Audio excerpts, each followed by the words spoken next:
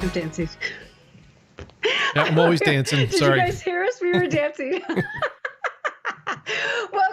Welcome to the Macro Chat live show, you guys, where I've been chatting it up. We're going to start AD and I were talking about this. We're going to go on a little bit before. So if you guys want to come on and chat with us a little bit before, come on in. So let me do this spiel that I'm trying to memorize so people can know what we're doing, AD. Let's see. So I said, welcome. This is a photography chat show where we dive into close-up, macro, and micro photography. And we also feature amazing guests and chat about photography shooting, equipment, and post-processing so you can create work that you love. Woohoo! I did it. I didn't screw it up. I'm so happy. Hi, JR. Oh my gosh, I'm so happy. So I'll get, normally, okay, so let me just introduce ourselves for people that don't know, and then I'll give you guys shout outs, because I always want to do these shout outs, AD, like right now, but let's introduce, some people don't know who we are. So my name is Janice Sullivan from Sullivan J Photography, where I help macro photographers make world-class photographs that you're proud of. This is something new. I will talk about that later. And this, am I going the right way? No, I always screw that up. And here is AD. He's my co-host, producer, and one of my fabulous mentors that I've had. He is from theexplorographer.com. And today is our image feedback loop. Yay, nailed it. Yay! I'm getting better, you guys.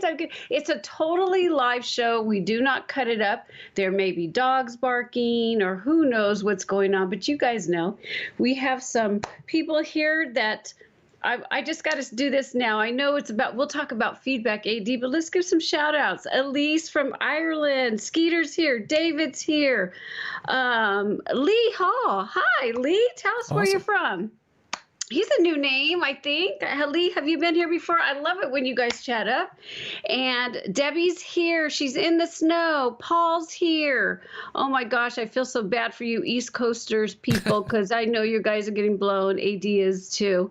JR, did I miss anybody? I don't know, but if I did, I'm so sorry. I'm just keep on chatting because it is a chat show where it looks like Dave is here. Dave Lone from Ottawa. David. Paul McDonald. I don't recognize a lot of these folks. It's great to see some new faces. Oh my gosh. So AD, we have David is a new macro photographer, and we have one of his images. And I'm so excited that... Oh, Janice froze again. Janice is freezing. I'm here by myself once again. Hold on, Janice. You're freezing up. It's Skype doing its lovely... I'm going to freeze you. Nope. Janice, they shut off the electricity in California, folks. Hi, Lee from England. We're working on it. Thank you, Elise. Get better. Oh, did I lose it again? Yep, you lost it. All right, you're back. Oh no. That's okay. I just say hello to people and do a name rundown and answer some things on there. So. Hi, Baz is here. Awesome. We had to wait for Baz. That's what it is. Janice can't actually continue until Baz has arrived. Once Baz gets here, she can then continue. That's what's going on. All right, you're back. I don't know why that has happened several times. Let me push this down right here. I'm going to push this down. Okay. And I'm going to push Lightroom down. And it was your connection. It was Skype not receiving video and audio. So it's not your computer processing it. It just was, there was no internet connect for a second for you. Oh, interesting. Okay. Yeah. Okay. Got it. And Baz, look, Bubba's with me. He's always laughing at my big old cups. I have a margarita with me, so we're all set. Awesome sauce. Okay, so let me tell you guys about feedback. And if you're new here, yes, definitely keep coming, because we've built an amazing, strong community of chatters that really love to get up close with their, like I say, with the macro, micro. Today's going to be a lot of fun. So we're going to have a feedback loop. And our feedback loop is where you can submit up to 3 images or 10 if it's a portfolio. which I totally love. And we give you feedback. The loop is AD and I always like to push you out of your comfort zone to give you a little bit of homework, nothing crazy. And when you do the homework, share it with us. Let me know though, hey, this is my homework. This is what I've done. And I may ask you, hey, can I put it on the show? Because I think it's great inspiration for other photographers out there that you're taking it to the next level, which is so much fun, right? We love to create, all of us. So let's see, what is going on? Oh, yes. Oh, I'm not going to talk about Facebook right now because I wanted to. Yeah, we'll talk about Facebook another time. But because AD, you're not on Facebook, and I've got some ideas about Facebook. So let's see. So what are we going to do today? We're going to talk about a couple images. We're going to talk. Okay, last week, do you remember? Well, not last week. We had amazing guests. Because I have a question, Janice, before we continue, because I know you've got a whole thing to do. When are you going to be on next?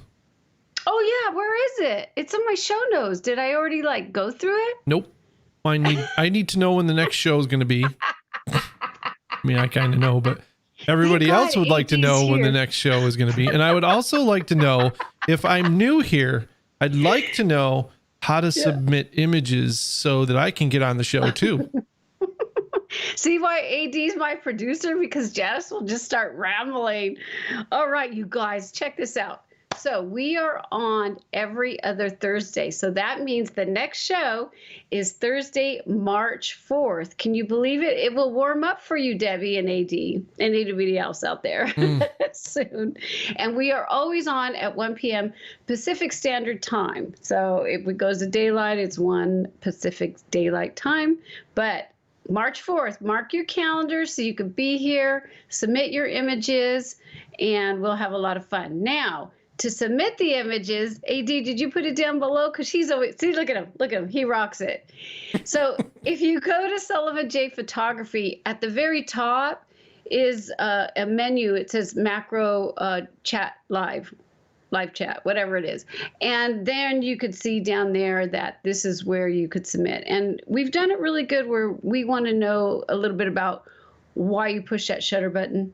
So we don't give feedback unless you give us that information, so AD and I can really hone in on what your goal set is for that piece. Yeah, we want to get in your head, and the only way that we can figure out what you're trying to achieve is if you tell us. Otherwise, we just make things up, and then that's not really good for you as far as feedback goes. So, I mean, we can go on the internet and find images all over the place and critique them if we want, but that doesn't really do any good. So what we're trying to do here is find out what inspired you, what made you press the shutter button, why did you do a certain thing, what are you trying to achieve with the image, and then we can give you feedback to get you to that point. So yeah, and to let you guys know too that some of you that don't know us, I mean, we've been doing this for years.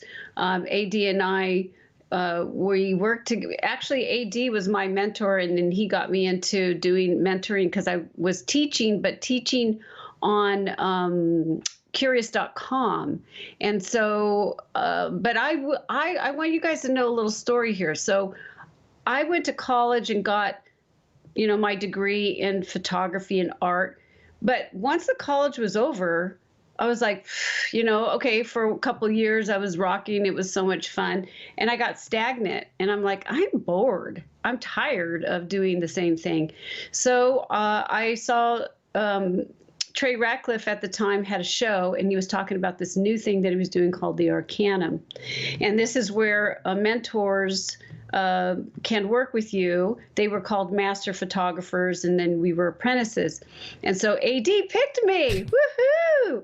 We had such an amazing group. It was so much fun. We were so creative. AD really pushed us. It was like I felt like I was back in college again with my professors, and just pushing me to the next level. And then he suggested me to the CEO, and then he of course I got hired, which was awesome. And then I had my own group and helped other photographers, macro and landscape photographers. So, I feel like it's the whole thing that we both love is to help, because we understand the creative power that we all feel within ourselves. Yeah, and the struggle. Drive. And the struggle. Yeah. Of being stagnant. I mean, I just can't stand being stagnant. It can happen, and it's okay to step away for a while too. It is perfectly fine. A lot of people fear that. They're like, well, if I step away, what if I never come back? What if you never do? Sometimes that's the right move. We don't know. So yes, if you love it, you'll come back to it. And that's the thing, right? So that's what we're trying to discover here. It's a soul searching for the photographer, sort of thing. Yeah, and I think that's what's so cool about, and then the reason why I haven't told the story in a long time, but the reason why we have this show is because I was looking for a live show for just macro photographers, people that like to get up close. And we do close up and micro also, but there was nothing. Yeah. So I did it on my own, and it was crickets for a while, just my friends, and now it's gotten to a really good place. So thank you so much. And yes, Baz, you're right. I cannot start the show without you. Well, let's do it. Let's do it. Let's go for it. Okay, so here we go. Let me get we're gonna start with David. Okay. I was so inspired by David, so let me get my Lightroom up, and I'm going to read. If I could do this without. Oh, hold on one second. Guys, you might see while Janice is setting this up. You might see me look off to the side. Just make believe I'm looking at Janice's screen, but I'm actually looking at your works that she's sending me. I don't see these ahead of time. So I like to see them fresh and have a fresh opinion and not like make things that aren't there. So what you'll hear from me is a very raw, very like first impression kind of thing. But if you see me not looking at the camera, it's because your photo is actually over here. So just there. Did you get it set up? We're all set. Yeah, cool. Yeah, and I do that too. I have it on a big screen over here, and so I'm looking at the camera, but I have it over here nice and big. So I am so excited. To David, listen, Barry, you behave. Be kind to David. he's trying to take my edge off here. That's great. All right. So we're going to do David first. He's going to be our first victim. No, I'm just kidding. Wow. Poor guy. He's probably like, why did I do this? Oh my gosh. All right. So we'll go ahead and share this baby and I'll read. So David, what we do is we share your image and then I read what you've submitted to me. So this is 4 small flowers. He says, I stole this dried branch from my neighbor's winter garden. The image is from my studies on using the macro lens, learning to adjust its focal length to the subject's photography is my pandemic hobby.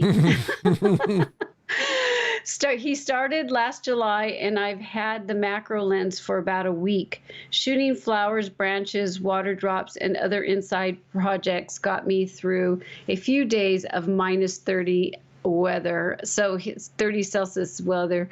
He used a Canon 80D with a Tokina 8TX 100 millimeter 2.8 macro FF lens. ISO is at 100. His f-stop is 2.8 at 1/6 of a second, and he lit it with 2 flashlights. Nice. So I write under here, how cool is this that he just started macro? I am just so happy when we inspire somebody else to try something different, to come into our world. Right. So this is what he's working on. He's learning the depth of field and how crazy it is when you get up close, for sure. The world moves and everything is amplified when you, right? Because that's what we're doing with our lenses. We're amplifying things. We're making them larger, and everything gets larger when you get closer. Dave is here. If I can call you Dave, maybe you prefer David. What I would like to ask, is this your first foray into, are you just getting into photography or just getting into macro photography? Or were you like a landscape photographer? Do you have a photography background? I just don't want to go too deep into something you already know it, sort of thing. You know what I'm saying? That's a great question. I think, David, if you could tell us that would be wonderful. Since you're new here, I don't know, like I know a lot of the other people, and we've had a lot of experience with other folks' images. I kind of know where they're at right now. So I'll save some things maybe for a little bit beyond that. I guess my first question, and maybe Janice, maybe you're probably having the same questions. This looks almost. Oh, here he is. This looks okay. I got into photography as a hobby last summer and have become passionate about it. Okay, so you're relatively new into the photography world, and that's cool. So that's what I wanted to talk about. The very first thing that I would like to talk about as a new photographer for you, David, and please, whatever I say, only take what you want from it.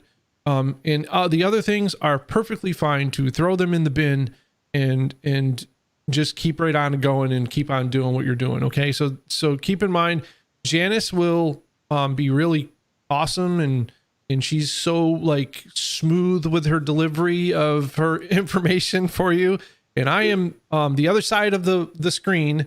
I am the more harsh, get right to the point sort of guy. So, and sometimes Janice and I don't agree on things, and that's fine too. And that's why we talk about these things, because you can kind of pick and choose what you want. So none of it is bad. All of it is good. Use what you can and adapt it to what you're trying to do in your images. Mm-hmm. That would be our advice. You're new. I'm telling you that now just simply because all the other folks have heard this in the chat. They're like, we've heard this before. AD, come on. So, all right. So no, it's all good. If it's okay for me to start, Janice? Yes, go for it. Cool. All right, David. Awesome.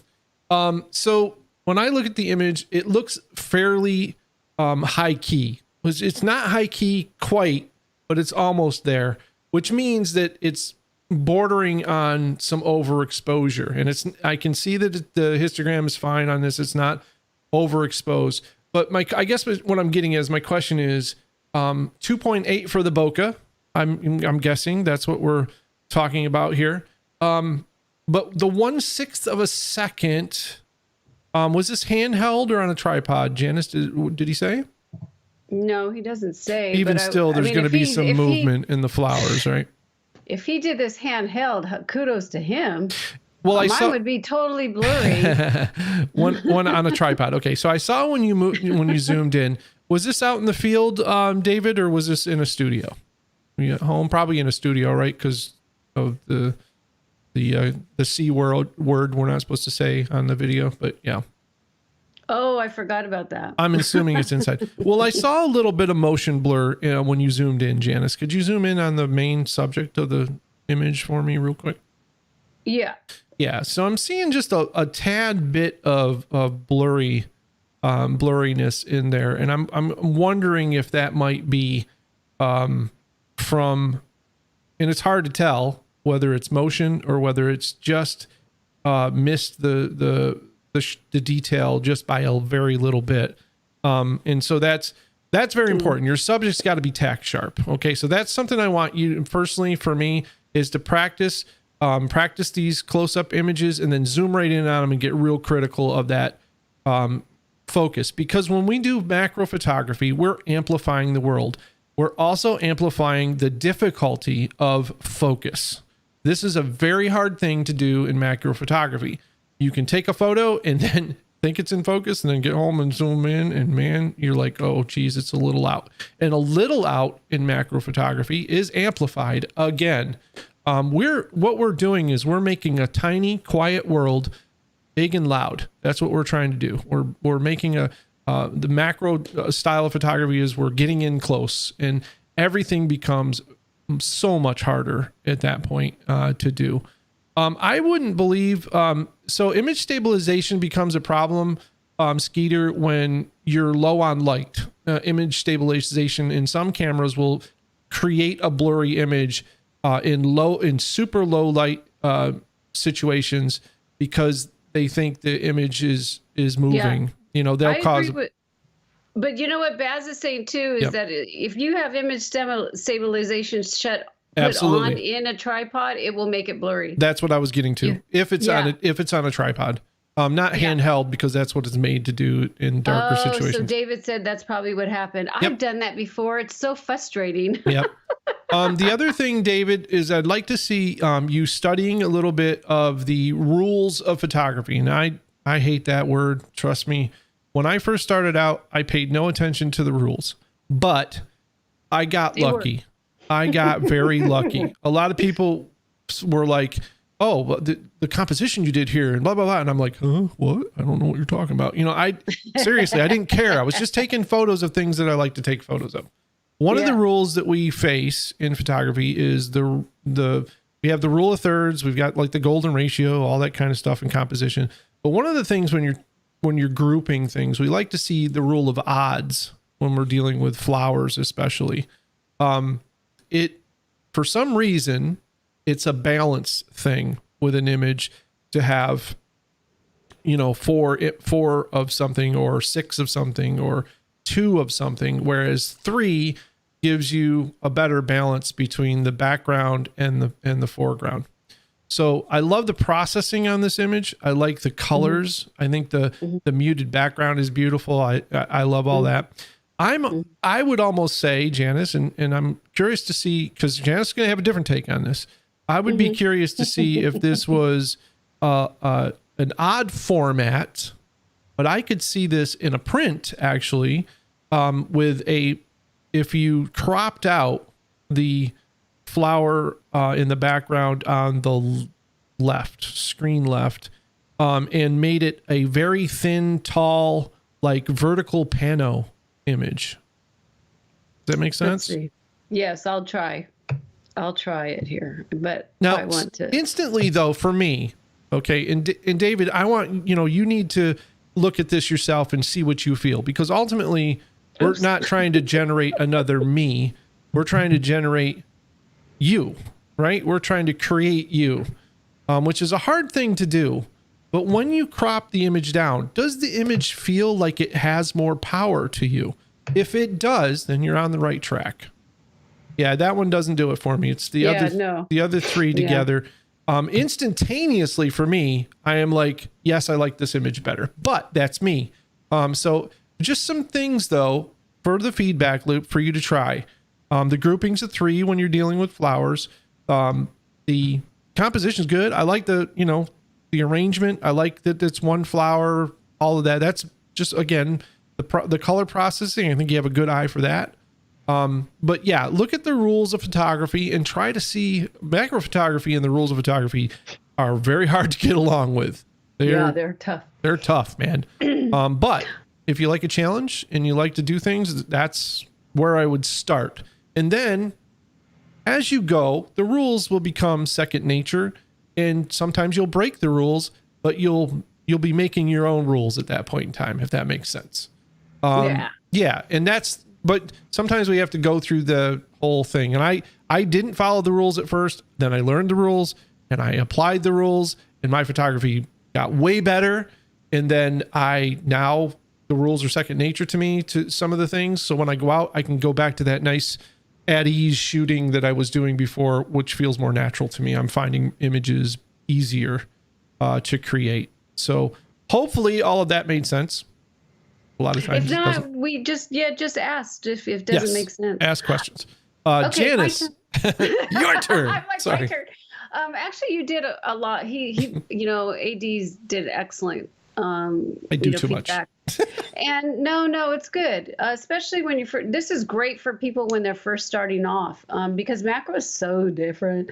One of the things that I'm going to change it up because I already know what AD says. So one of the things that I think that might be good for you when you're first playing with macro is I want to ask you, David, did you try different apertures just for the heck of it with the same composition? That's one of the things that I always suggest to newbies. So if you're shooting at f2.8, then I would go to f5.6, and then I would go to f11, and then I would go to f16, then 22. You might have to change your ISO a little bit, but nowadays your cameras can handle the ISO much better than back in the days. But that's just for the reason why I suggest those type of things for macro photographers is because you have such a shallow depth of field that it's really interesting to be able to see your main subject in a variety of f-stops. So that's one of the first things that I would suggest for you to do, because seeing this,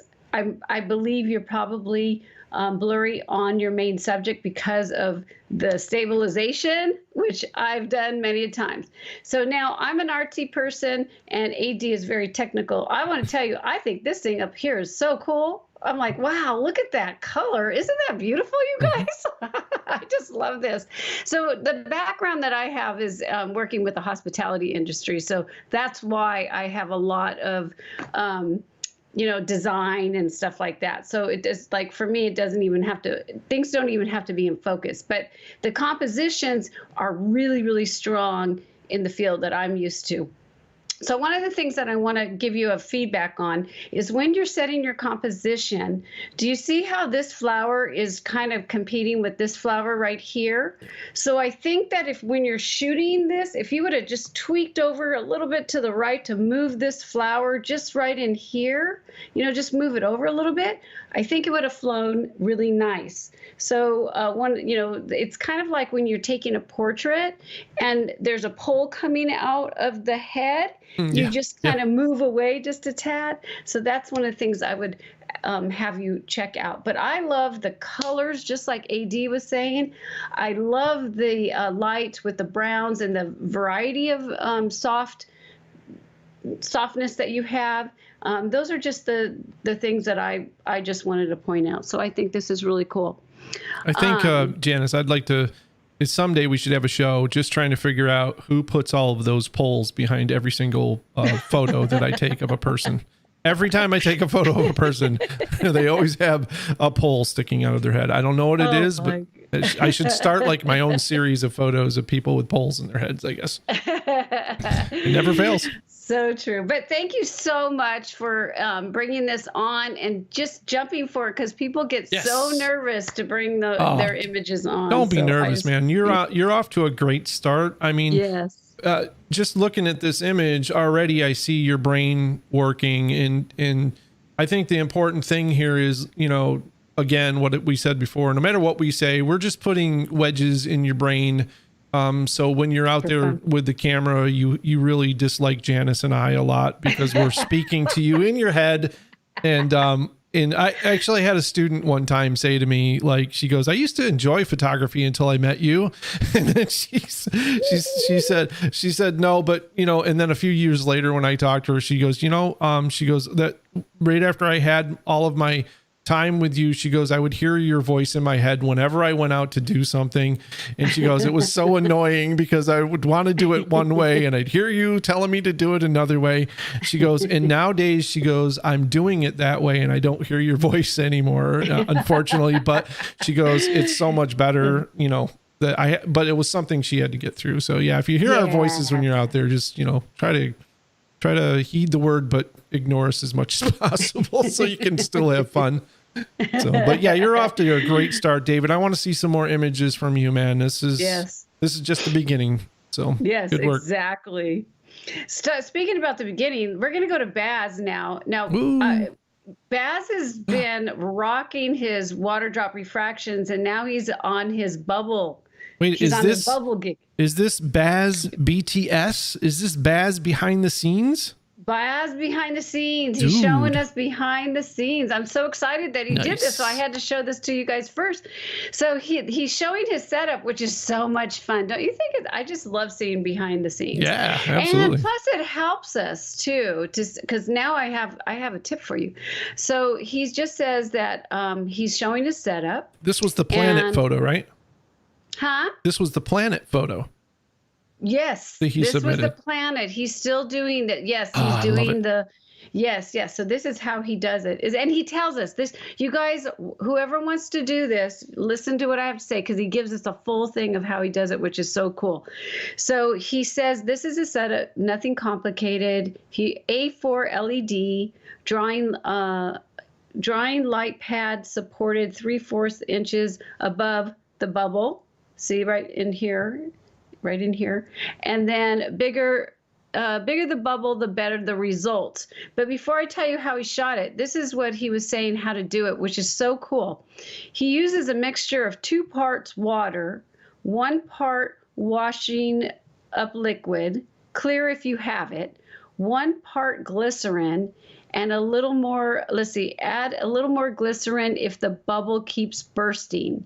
You get different patterns when you blow on the bubble gently. Thank you, Baz. I mean, we're going to still go through his images. This is just the behind the scenes. But I just always like, that's so cool that he showed us how, how he's done it. Because I've never done a bubble shot. Baz, so, I'm going to give you another suggestion. Oh, you know how to do bubbles too? Try adding a little milk. Oh, to a bubble? Yep. Not a lot, just a very little. Oh. Like a dry eyedropper amount. Yep. And then if you can go outside, you can do what my friend does, and she freezes them. Wow. She makes the bubble, and then she takes it outside and lets it freeze in the very frigid cold weather, and then photographs that because it gets ice crystals all over it, and it makes the whole bubble becomes an ice crystal.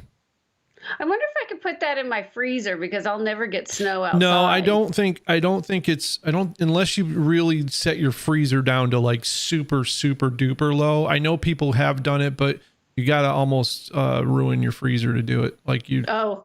Yeah, it's unless you've got one of those super chill freezers, but I think you can probably do it with nitrogen as well, but I'm not going to make that suggestion here. I don't want you guys fiddling around with that stuff. But in places and people who live in cold areas where it's down in the 10s and in 0 degrees like that. He doesn't get cold too. Yeah. Oh, okay.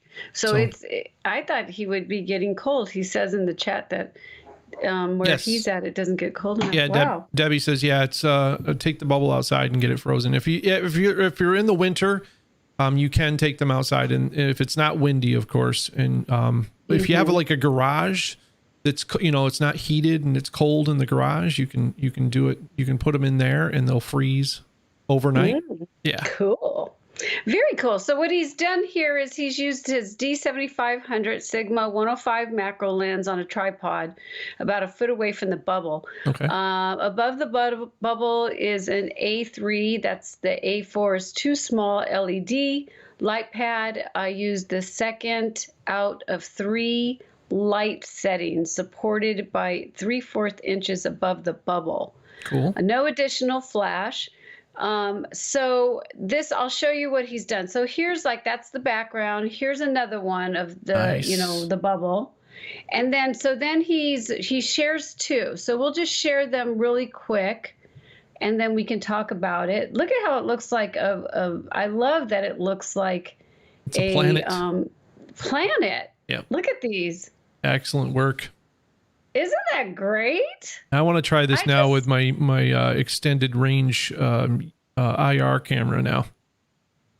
Yes. Looks like a lot of fun. So I want to say something really quick. Baz, have you ever thought about buying a large tent? You guys have seen my tent before, haven't you? Baz, have you seen my tent? I have one. Yeah. Let me know if you. The reason why is that Baz, look, when you're photographing, you can only go from here. I feel like you know what I mean? It's because of the sides. Look, see, this is why it's so cool about seeing the behind the scenes. You can see it, yeah.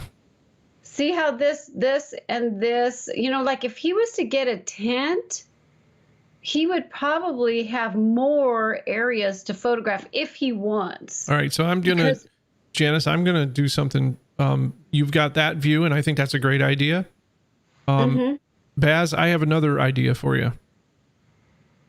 This is $1 million idea, and I'm just going to give it to you. All right, here it is. Use the reflection to reflect a scene. So you could create a scene, and then the trick is to make sure that the camera isn't viewed. But see how you have your bins around? Well, we have like our toy photographers that we've had on and all this kind of stuff. I would love to see someone take a bubble photo like this and create a scene behind it that reflects in the bubble that you can only see it in the bubble. So you could use it. You could use a light tent, and it's going to make everything nice and white, and you're not going to be able to see those bins on the sides and that kind of stuff. But the bins sparked a creative thing in me that said, I can see the bins. Wouldn't it be cool if I could see like a Spider-Man figure, you know? I like that. Or his eyes. Anything. You could do be really big eyes though, like figures and street scenes and all sorts of different things reflected in the background. And I think that would be a really neat like project to try to achieve. Fox. Skeeter. Okay, okay, this is what we do here. It's live. Go to me, AD, Sure. and I will get my tent. Okay? Yeah. You ready? Yep. Okay, here we go. I can't hear you guys, but this is what we do in the Macro Chat Live Show. Now, it's super old. So I have one of these, and you can get them on Amazon. They're pretty cool. White. So I have a huge, hi you guys. I have a huge tent. And it's because of things that I want to do. So let me just show you if I could do this. Skeeter, yeah, she's displaying a light box. This is. And it has nothing to do with adding light. So let me show. It's huge. I love it though. I used to photograph all my work with this. That's the same size as the one I have. See how it is? And then so what you do, and there's a front that can go on the front, and you can have a little, just put your lens through. I have black and white, but what it does is it really makes the everything the way the light is. It works really nice because it softens it. And then you don't have any of the other goodies. See, it's super huge. I don't know if I'm doing a very good job of that. And actually, Barry, you could start with the light box like that, and you could put the scenes inside of it so that they have a nice stark background. So you could basically start with the light box. You could add like the elements inside of it as a reflection. You could actually shoot off a mirror like you're suggesting there. You're already thinking about it. This is what I love about it. I mentioned it to you, and you're already thinking, oh, how could I do this? Just go with it, man. Try some different things. I would love to see that, to see what you could come up with. I think you're on a creative path. I did the same thing with Scott Norris. If you talk to Scott, he was one of my students, and he came to me, and he was just a photographer. And that's what I mean, is to try different things where you could set up a scene and then try to make it so that when you take a picture of the scene, your camera's not there. So if you need to do it with a mirror, or maybe you do it through the light box tent thingy, like Janice was saying. But Scott came to me, he was just a landscape photographer. And I said, well, what else do you do in your life? And he said, I do digital art. And I said, have you ever tried mixing the two of those things together and doing the two together? And that's all Scott needed. And he has blown up since then. He makes a living doing it. So I think that, I would love to see you experiment with this. It might not be your thing. Who knows, but it would be neat to see, how that turns out. Oh, sorry. What I was going to say is Baz loves a challenge. You notice that? So I think you got him going. So yeah, Paul, you can find those light boxes. Janice will put in the description. I'm sure she has an affiliate link or something for those light boxes. They're very inexpensive. They fold up into a little square thing, if you can remember how to fold them up. They kind of take a weird twisty motion to get them to fold up, but they're just like the light reflection panels. Basically, they're basically those light reflectors that you get that spring open. I'm sure you've seen those, and they're I'm telling you. Yeah, I have a light box, and I use it. I use it all the time when I'm trying to do stuff like that. Well, I don't have. What I love about it is that it really spreads the light. I don't have to worry about distractions. I do a lot of stuff indoors, so it's just like been my go-to for years and years. I just love it. A lot of product people use that kind of stuff. Now they change things. Things change up. I'm an oldie, but it works wonderful. Let's go ahead and go to equipment first, because we still have a couple more images, and I'm looking at my time because it is an hour show. It is equipment time.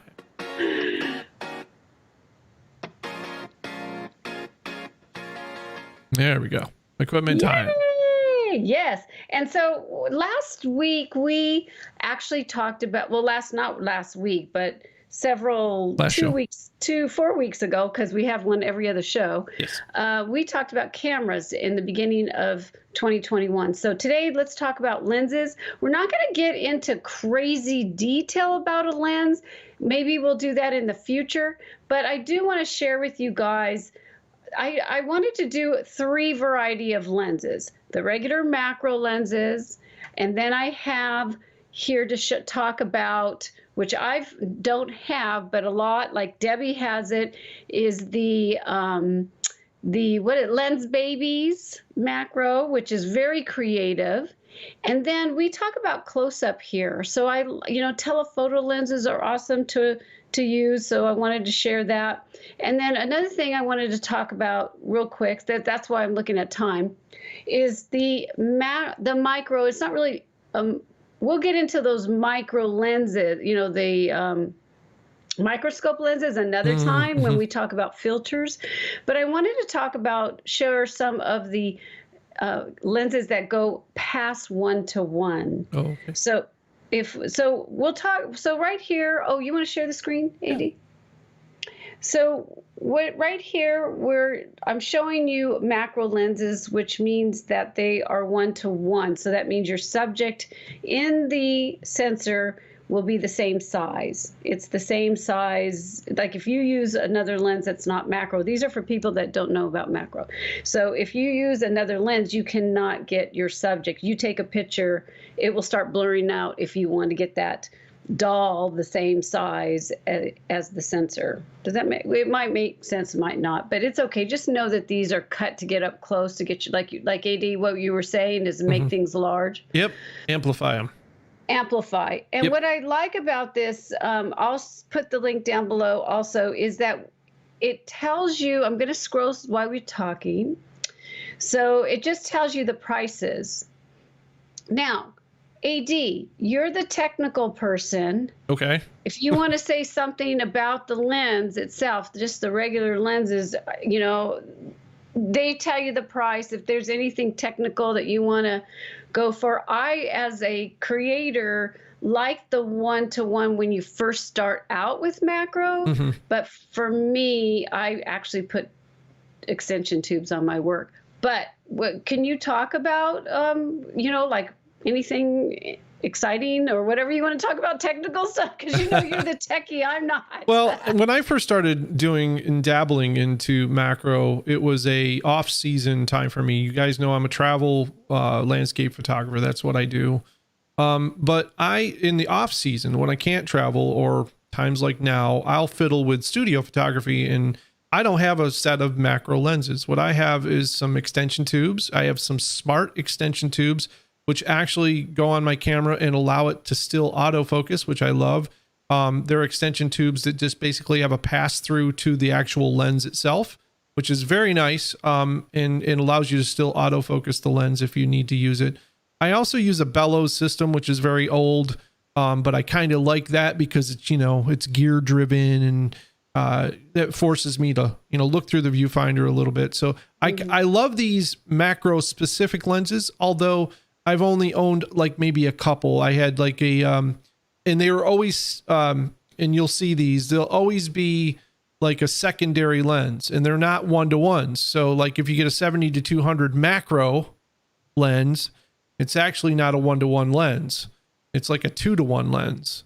And so because its main purpose is that you can do 70-200 with it and flip it on the macro mode, and it close focuses is basically what it does. So I've never really owned a 1:1 or higher lens. I would love to have one. The only problem is I find macro photography extremely frustrating. And so I have not yet wanted to, when I dive into something, I generally I go nuts with it. And I know that if I take the leap to go there, I will probably not come back, especially because I'm involved with this show so much. And that's one of those things that right now I have a good balance of, I like to fiddle around with it and practice it when I get a chance.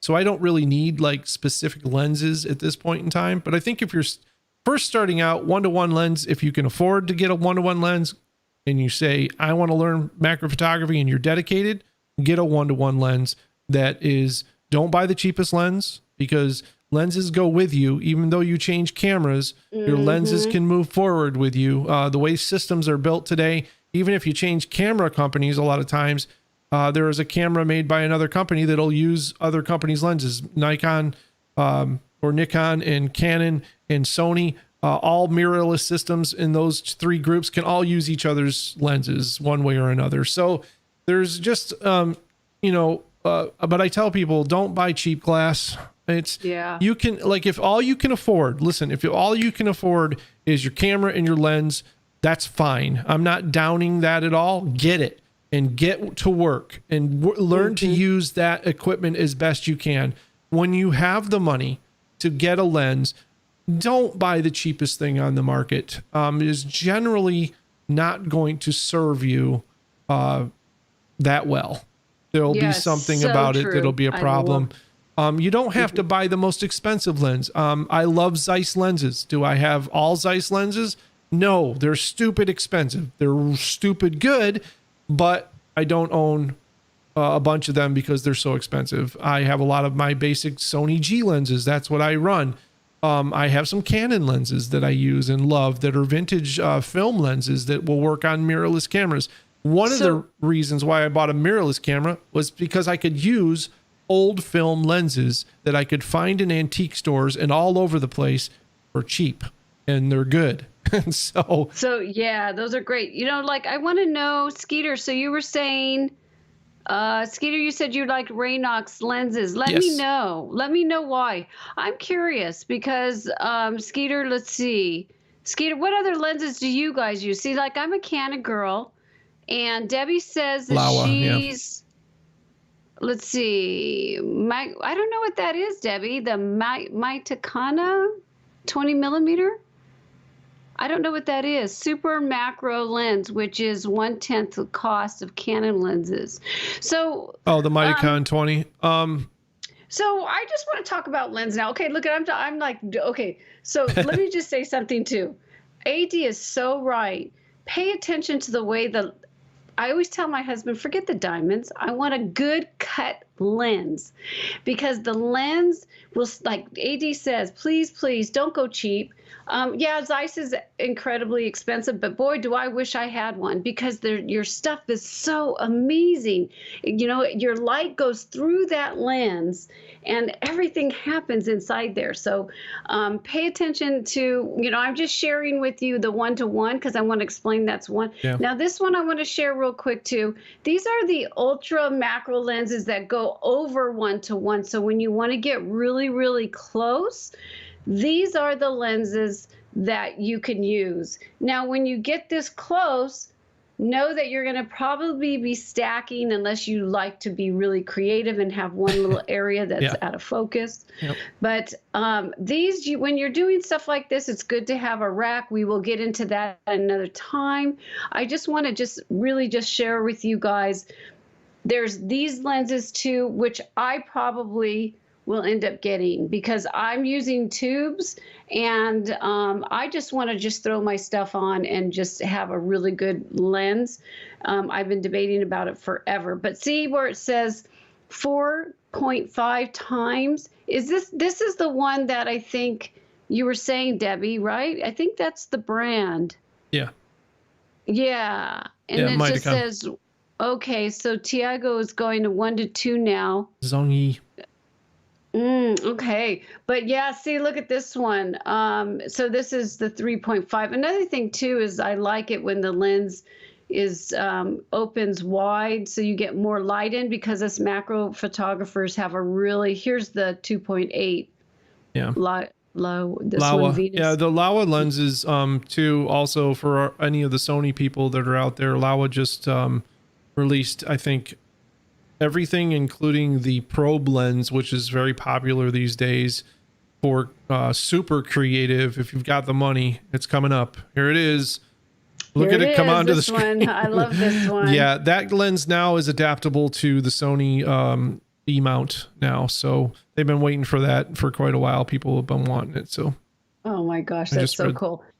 And then Oh, I'm sorry. No, I'm no, sorry. I just said it was available. I just read that somewhere. Yeah. Oh, cool. So I want to just share with you now. This is something that a lot of our members use, like Debbie and any of you guys. I'm not sure the Lens Babies, and they do have an area for I guess it's like, I don't know if it's a filter. I do believe, is it only a filter, Debbie? Let me know in the chat, because if it is, I'm going to hold off on this one because I don't want to talk about filters yet. We're going to do that in another segment.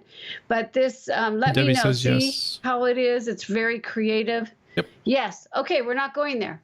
Let me just speak really quickly on cheaper lenses too. Sure. One of the things is with cheaper lenses is you might get it. You might say, this lens is great. It looks great, until you really start having to use it for certain things or start looking at it, or maybe it might not be anything that you're currently aware of, like chromatic aberrations. And yeah, you can fix some of that in software, but it does deal a lot with sharpness.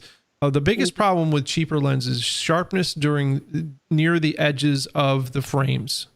So what you might have is a very strange area that might be in perfect focus, and then the way the curve of the lens is on cheaper lenses, it might just get distorted as you reach the outer parts of the lens, and that's not desirable unless you're going for a specific effect. Lens Baby has made a set of lenses. They're relatively inexpensive because they have embraced their grinding techniques to make the lenses so that they are artful on the outsides of the lenses, and they've done that in such a way that they've kept things affordable. But unless you're looking for that specific kind of look, like if you're looking for the razor sharp, you go and you look at Alex Wild's work, or you look at some of the insect work out there that you see where it's like this detail is ridiculous, and amazing. You're gonna have to buy a decent lens to get that type of results. You're not going to get it from a kit lens or from a Chinese lens. They may be good, but they're not great. And a lot of times what inspires you is great. So keep that in mind. So yeah. I'm sharing the because we're close up work, and I'm sharing the larger zoom lenses, like the 70 to 200s, which are really, really cool.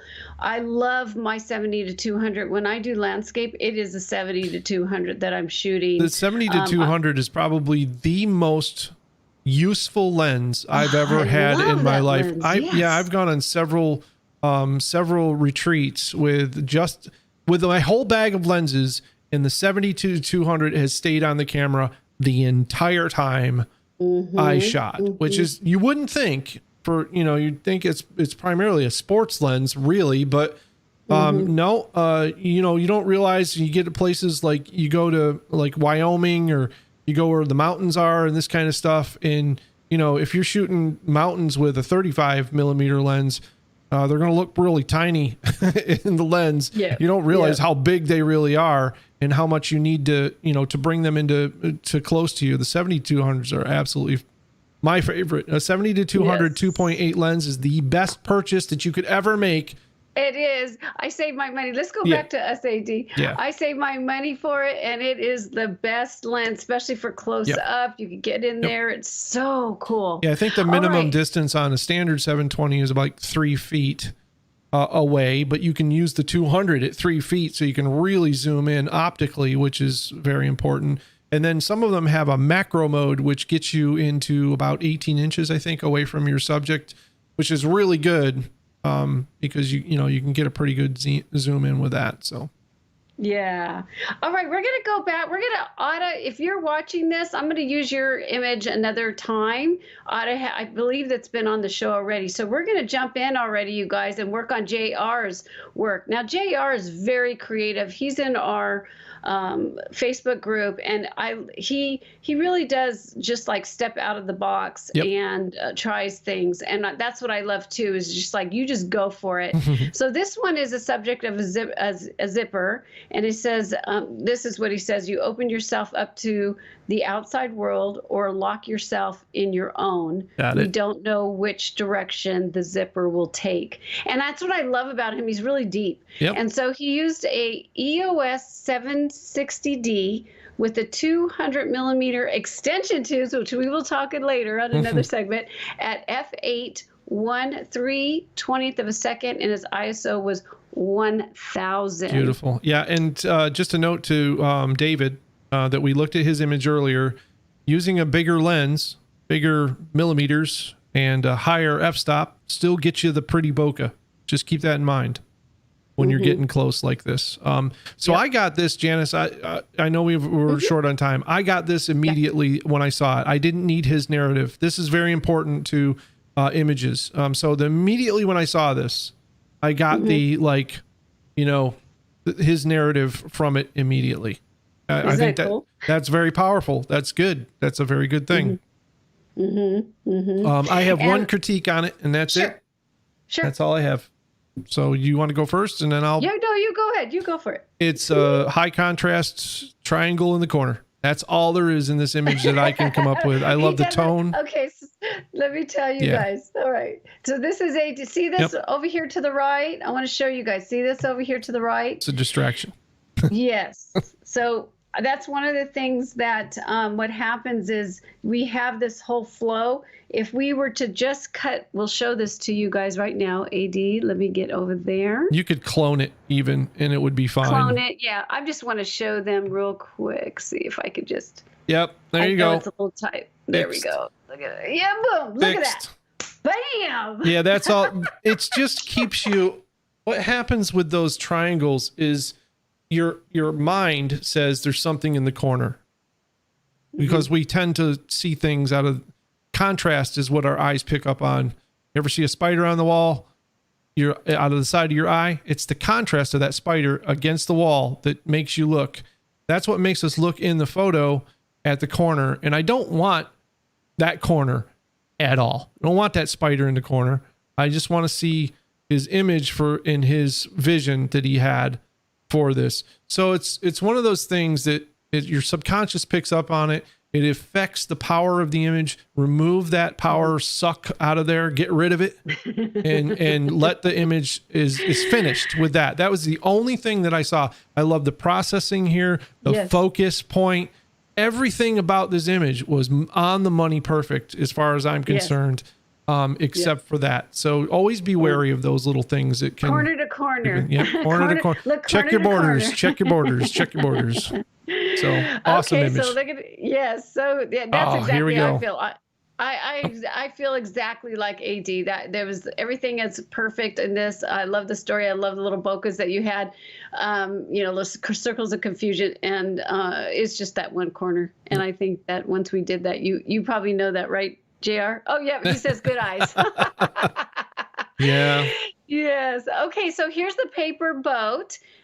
Imagination needs only its own will is what he wrote on here. He used Olympus E500, 1/13th of a second. He used a tripod. It's at f5.6, 17 millimeter with a close-up lens, and his ISO is 100. So,